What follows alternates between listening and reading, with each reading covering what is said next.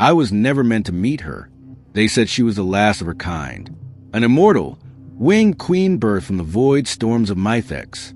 Her skin shimmered like nebula glass, her horns curved like the moons of Velar, and her voice, when she chose to speak, could make entire starships fall silent.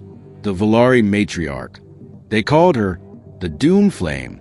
And I, Jason Wren, former pit fighter turned Earth diplomat, was assigned as little more than a formality, a final attempt, a living Hail Mary. You won't last 5 minutes in her presence, the Galactic Council rep told me before I stepped aboard the crystalline barge. She's incinerated the best warriors from Raltor, outwitted the scholars of Enki, and silenced the psionic poets of Sirion. She wants no mate, no union, just solitude and extinction. Then why send me? I asked, already knowing the answer. He shrugged. You're human. She's never seen one of you. The first thing I noticed wasn't her beauty.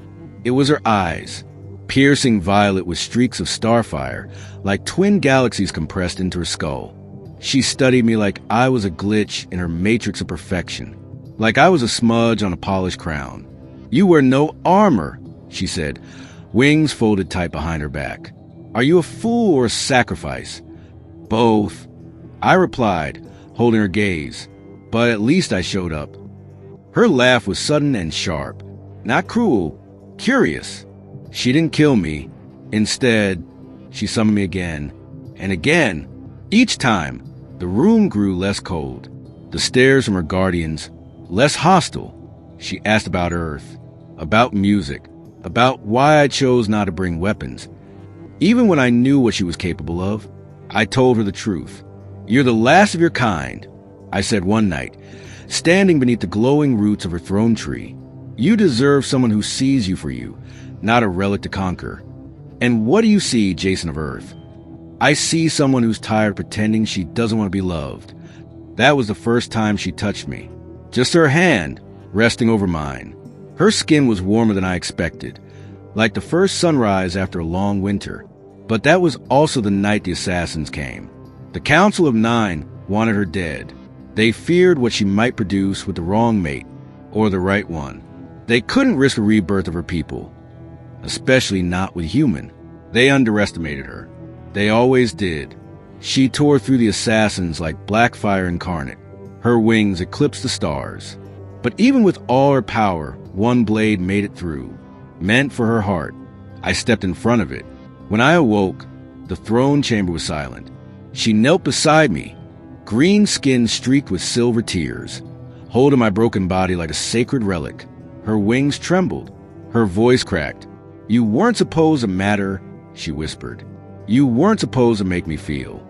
I touched her cheek with a trembling hand. I'm just a man, I croaked, but I'd die again if it meant showing you what love looks like. She kissed me then, not like a goddess, but like a woman who'd lost everything and finally found someone she couldn't bear to lose. They call it a miracle what happened next. I should have died. No human survives a punctured heart and neural vapor shock. But she poured her essence into me. Her flame, her memory, her entire genetic soul seed. It rewrote my body, atom by atom. I'm still Jason, but not fully. I am the bridge between species, the flame that refused to go out. We live now on a drifting moon palace carved from stardust and bone. She calls me her consort. I call her Mithra, her true name. She rejected all suitors for centuries, until Earth gave her a man who knew how to fight with honesty, not just fists. And sometimes, when the stars are quiet and the galaxy forgets to be cruel for a moment, I hold her close and whisper, you never needed a mate to complete you. You just needed someone who didn't fear your fire. And she answers, lips brushing my ear, then burn with me, Jason of Earth. Burn until the stars remember our names.